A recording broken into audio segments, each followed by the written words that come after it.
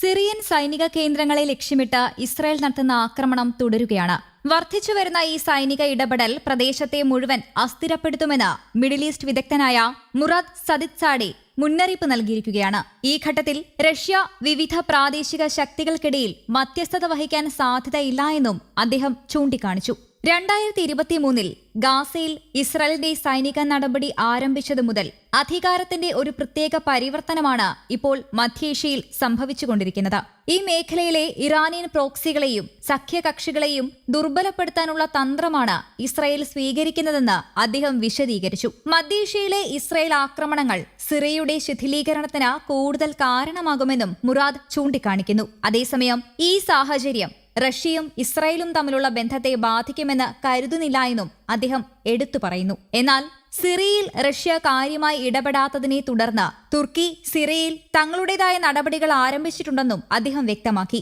അതേസമയം സിറിയയിലെ അസദ് ഭരണകൂടത്തിന്റെ തകർച്ച റഷ്യയുടെ പരാജയമല്ലെന്ന് വ്ളാഡിമിർ പുടിൻ കഴിഞ്ഞ ദിവസം പ്രഖ്യാപിച്ചിരുന്നു. 2015 മുതൽ മിഡിൽ ഈസ്റ്റിൽ റഷ്യ അതിന്റെ എല്ലാ ലക്ഷ്യങ്ങളും നേടിയിട്ടുണ്ടെന്നും 2015 മുതൽ ഈ മേഖലയിൽ റഷ്യ തങ്ങളുടെ സ്ഥിര സാന്നിധ്യം ഉറപ്പിച്ചുവെന്നും മധ്യേഷ്യയിലെ നയതന്ത്ര വിദഗ്ധൻ മുറാദെ അഭിപ്രായപ്പെടുന്നു. ഡിസംബർ ആദ്യത്തിൽ ഹയാ തഹ്രീർ അൽ ഷാം ഇസ്ലാമിസ്റ്റുകളുടെ നേതൃത്വത്തിലുള്ള സിറിയൻ പ്രതിപക്ഷ സേന ശക്തമായ ആക്രമണം നടത്തി ബാഷർ ഭരണകൂടത്തെ അട്ടിമറിച്ച് ദിവസങ്ങൾക്കുള്ളിൽ രാജ്യത്തിന്റെ ഭൂരിഭാഗവും പിടിച്ചെടുത്തിരുന്നു. മുൻ പ്രസിഡന്റ് ബാഷർ അസദ് റഷ്യയിലേക്ക് പലായനം ചെയ്യുകയും ചെയ്തു. സിറിയയിലെ ബാഷർ ഭരണകൂടത്തിന്റെ തകർച്ചയോടെ ഇസ്രായേൽ ഡിഫൻസ് ഫോഴ്സ് ഗോലാൻ കുന്നുകളിൽ നിന്ന് സിറിയയുടെ കൂടുതൽ പ്രദേശങ്ങളിലേക്ക് മുന്നേറുകയും 1967 മുതൽ അവർ കൈവശപ്പെടുത്തിയിരുന്ന പ്രദേശം വിപുലീകരിക്കാനുള്ള ശ്രമങ്ങളും ആരംഭിച്ചു കഴിഞ്ഞിരുന്നു.